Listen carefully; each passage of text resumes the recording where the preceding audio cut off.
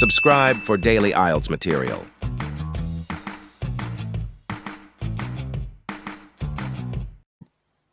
Section 1.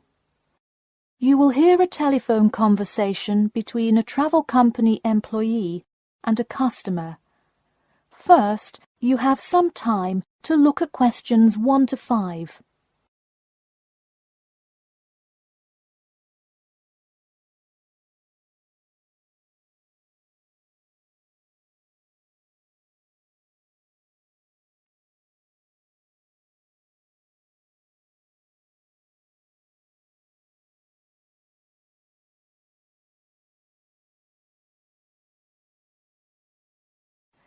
You will see that there is an example which has been done for you.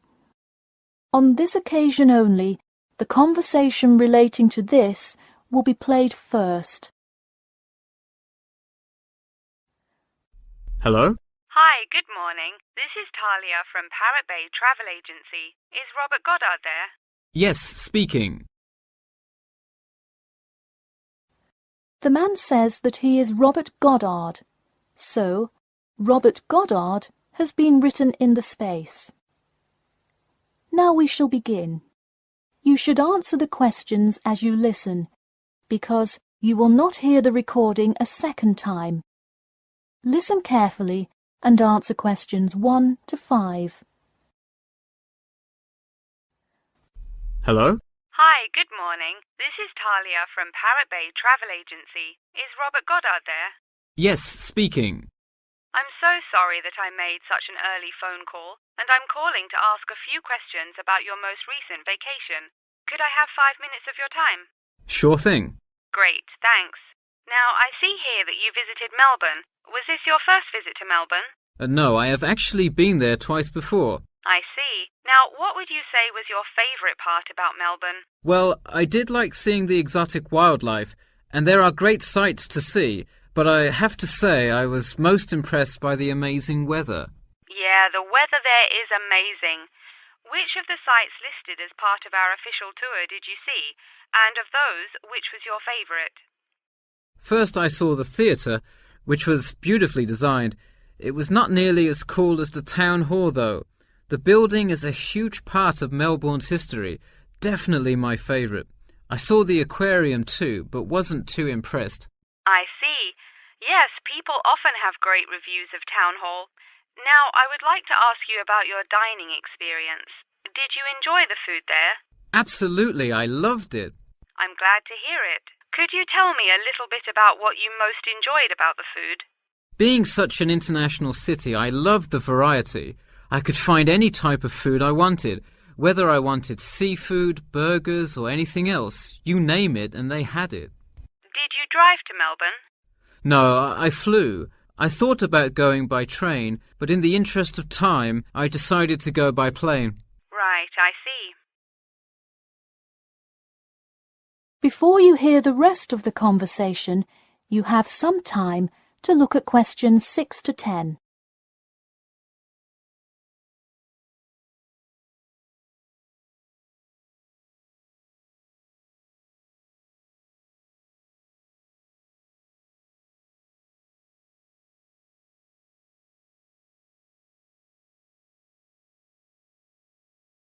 Now listen and answer questions 6 to 10. And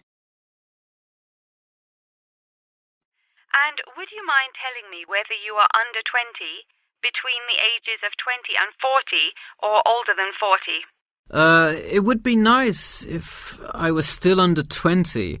My vacation probably would have been quite different. Actually, though, I just turned 41 last week. Oh, happy birthday. So, did you treat yourself and fly first class? No way. I would love to have a budget that high. I'm more in the mid-range income level. I wasn't always, though. I spent much of my life in a low-income household. I see. That answers my next question then, of income level. And what was the purpose of this visit? I had to go there on business a lot before and decided I would go there for tourism this time. I see. And what is your occupation? I am mainly a computer programmer. I also write for a travel magazine on the side, which is why I visited Melbourne before, but it's not my main source of income. I see. Wow, it sounds like you work a lot. Yes, I am very busy, which is exactly why I took a nice week-long vacation to Melbourne. I completely agree. Would you care to comment on your accommodation? My hotel was a good value. Staying in the city can get really expensive, so it was nice to find such a good price for the location and quality. I'm glad I didn't end up in some cheap motel in the middle of nowhere. I'm glad you didn't either. Well, thank you for taking part in our survey, and I'm glad you enjoyed your vacation. No problem. Take care. That is the end of section 1. You now have half a minute to check your answers.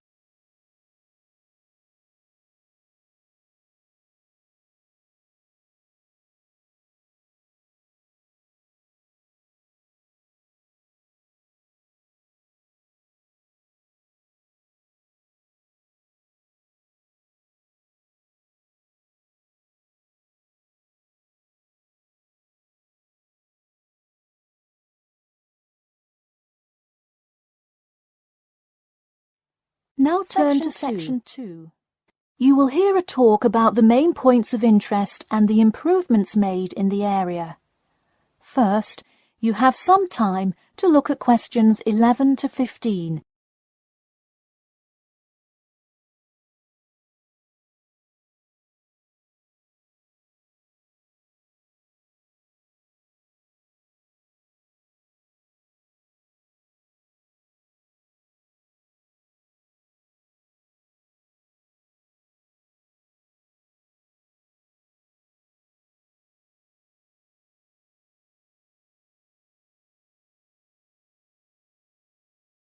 Now listen carefully and answer questions 11 to 15. Thank you all for coming to our community meeting. As you know, we're excited to unveil our improvement plan as we look forward to the influx of tourists in the summer months. I'll start with a quick overview of the main points of interest in the area for anyone who may not quite know his or her way around yet, and then I'll get to the improvements made. First off is my favourite, the Science Museum, which is on the corner of St George Road. If you have not visited yet, I encourage you to go before the busy season. It is absolutely spectacular. There is even a flight simulator you can try out. Just west of the Science Museum is the National History Museum. It's a sight not to be missed as well, with each floor devoted to a different era in our nation's history. There are special exhibits for children with interactive games and fun history lessons too. If you're looking for parking, it is available on the intersection of Queen Street and South King Street in the car park. Standard hourly and daily rates do apply. The best place for souvenirs is the shopping mall, though it gets extremely busy during peak times. You can get there from the Tube or the entrance on Timber Road, just south of Cornwell Road. This area has students everywhere, usually from the primary school across the street from the shopping mall. Classes often take field trips and engage in guided tours through the area. So that's the overview of the main sites, and hopefully by now I've given you a general idea of the area. Before you hear the rest of the talk, you have some time to look at questions 16 to 20.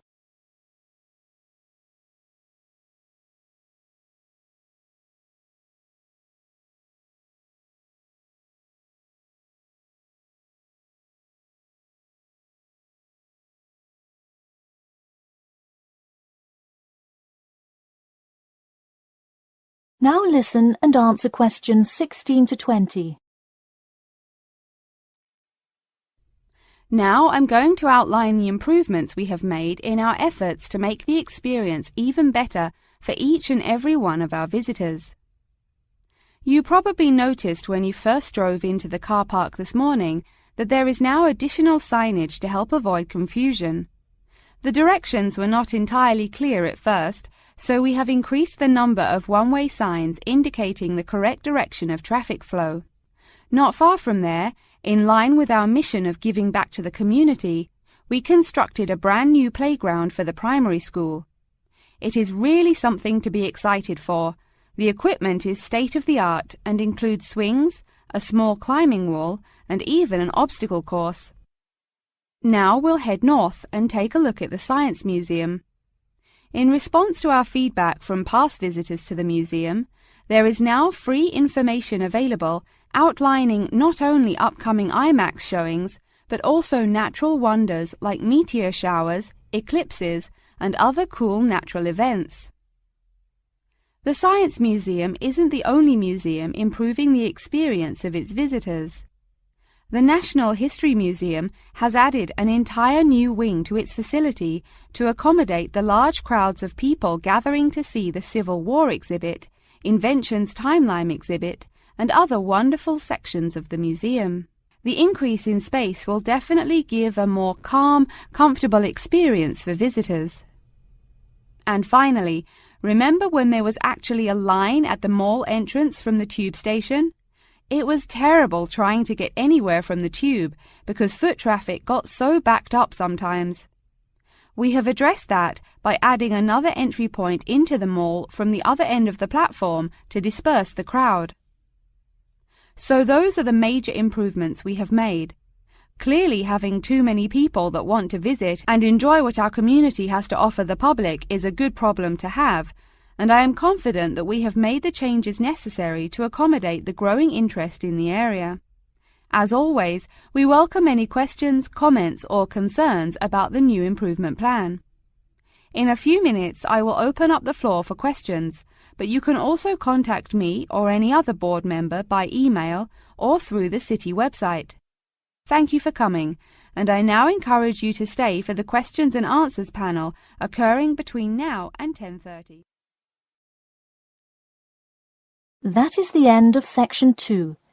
You now have half a minute to check your answers.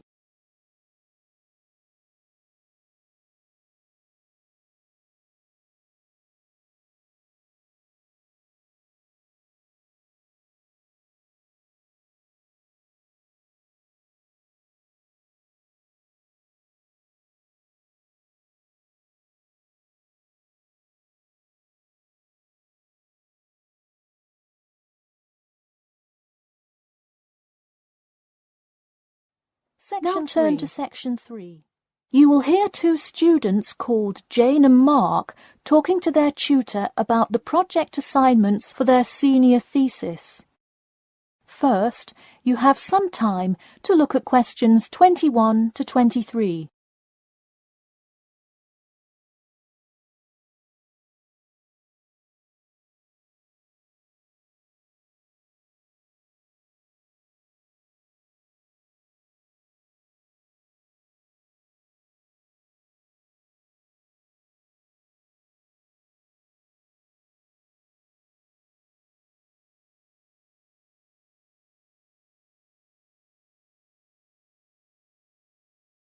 Now listen carefully and answer questions 21 to 23.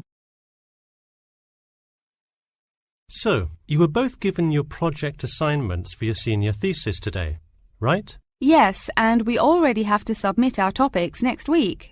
But how could they give us a grade this soon? No, next week's due date will not be counted towards your final grade. The teachers are just going to read your topic and give you feedback. Oh, I see. So first we should come up with our topics, and then what? Well, once you know what you want to study, you need to think about how you'll study it. You need to decide on your research methods. The methods will be the main part of your paper. What about the results section? Well, I can give you feedback on that, but you will be the one carrying out an experiment, and thus will have to produce the results on your own. What I would like to do today is practice writing research papers before you even begin your report. I'll give you samples of old data from past experience, and you can practice writing results and drawing conclusions. I think that would be really helpful. Yeah, it sounds like a lot of extra work, but I'm sure it would make our actual project easier. You're exactly right. So let's get started. First, let's try this simple experiment on fruit flies. Read the information and then take 25 minutes to summarize a results and conclusion section. That's really important. Pay attention to the time limit. OK, does it still have to be 6,000 words? No, don't worry about that. What if we get off topic? I wouldn't worry too much. You'll have so much information to write about that it should be easy to stay on topic. Before you hear the rest of the talk, you have some time to look at questions 24 to 30.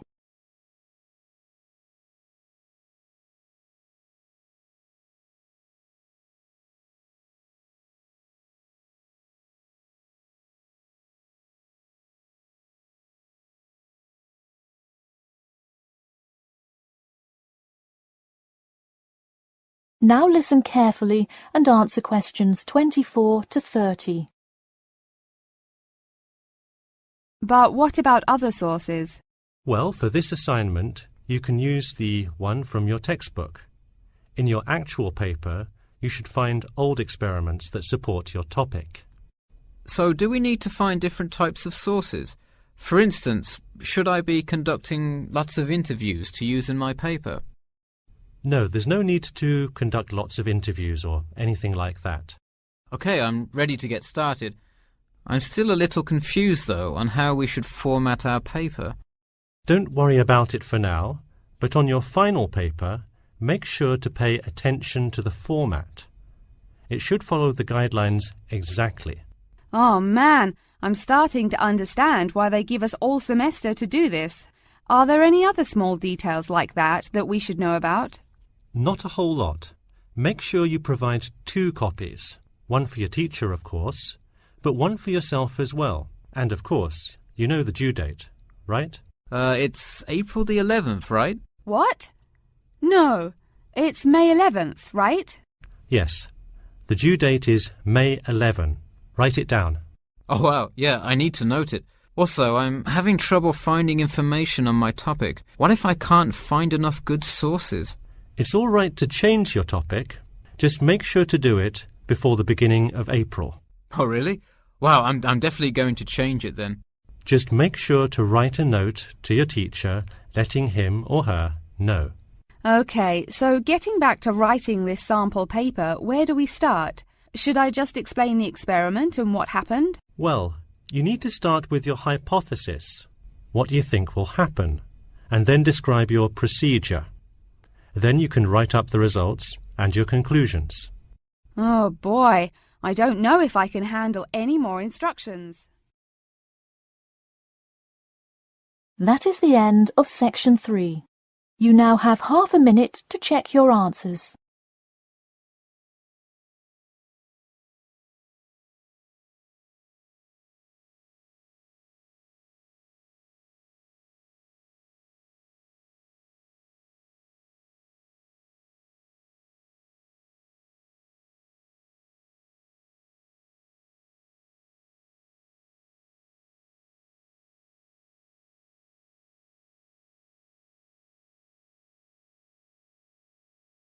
Now turn to section 4. Section 4.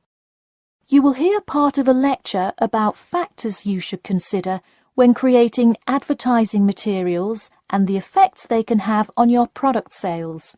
First, you have some time to look at questions 31 to 40.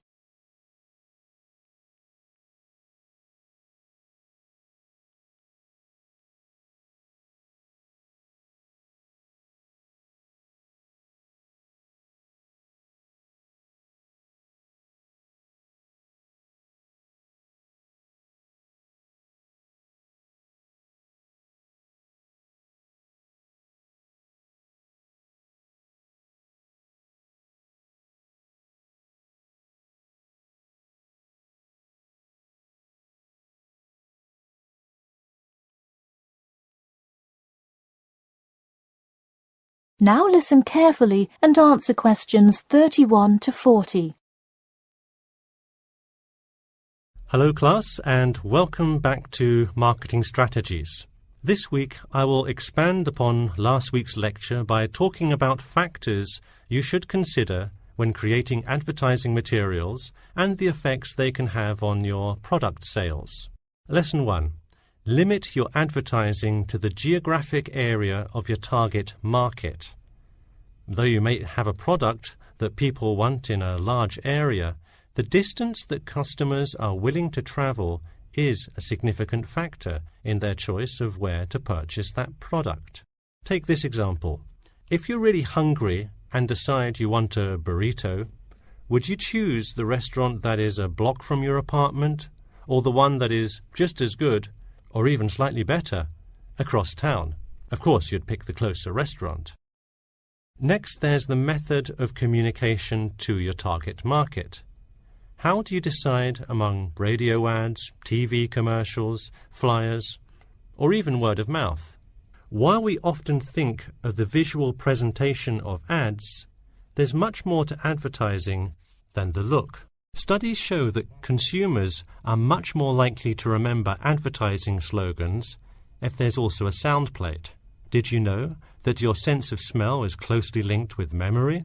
Think about Mandy's candy store up the road. Every time you walk past it, you can just smell the chocolate, right? I bet you can almost smell it now. Just mentioning the name brings about the smell memory and, in turn, a chocolate craving. What better way to sell chocolate bars? Obviously, sometimes appealing to the senses isn't the most practical way to advertise. For example, it's a good idea to come up with a marketing strategy that adapts to the product, especially digital products. The flexibility of this kind of products is extremely important, so it's very common for advertisers to form one single layout for all of their ads, the visual, the medium, even the majority of the content, and simply update the ad each time they come out with a new version. Remember, advertising is all about stirring up the right feeling in your potential customers, whether by stimulating the senses, appealing to the intellect, and so on. Once the customer experiences the ad, the important thing is his or her reaction. Someone could love the ad you made, but unless he or she considers buying the product, you've failed to get the reaction you were looking for.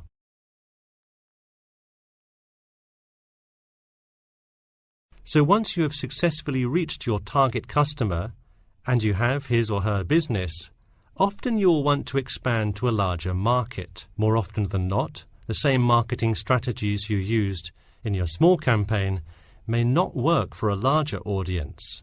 The larger you scale your product, the more factors you must consider. For instance, Apple operates worldwide, so they must tailor their advertising for each market they enter. Often you'll see Apple ads on international flights that appear not only in English, which is the lingua franca of most regions, but also in the native languages of the majority of passengers. I travelled to Russia last week, and it was really interesting to see the same Nike ad that I've seen 100 times, except this time it was in Russian. Okay, going back to the medium of the advertisement, even after choosing to create print ads instead of radio announcements, television commercials, etc., there is more to consider. If you print your ad in a newspaper, it will be read by a far different audience than if you print your ad in a popular magazine. Would you put an ad for the new Justin Bieber album in a newspaper? Probably not, because that product is most suitable for youths. Let's face it, do you know anyone under the age of 25 that buys a newspaper? No. Now let's try a few strategy exercises. Imagine you're a company that is aiming to improve the environment by making products that reduce human waste. How would you advertise your product? Clearly it would send the wrong message if you put up flyers or other materials that cause lots of waste paper. Consider instead putting commercials on the Health Channel or buying ad space on websites like UNESCO. Or here's another example. What is one great place to advertise suntan lotion? How about a swimming pool? It has the exact group of people that need the product. All right, one last thing. Let's say you're filming a commercial for a water filter pitcher. What would be good scenery to use for the background? Think about somewhere calm and relaxing with clean, fresh water. Can't you see how much more effective a commercial with the beautiful scenery and flowing rivers of a national park would be than, say, water dripping from a tap? So to wrap things up today, think about the geography of your target market, the type of marketing material you should use, and the most effective way to appeal to the customer in order to make a successful ad campaign. That is all I have for you today. Make sure to read through Chapter 8 for Monday if you have not done so already. OK, now I'd be happy to answer any questions you may have. That is the end of Section 4. You now have half a minute to check your answers.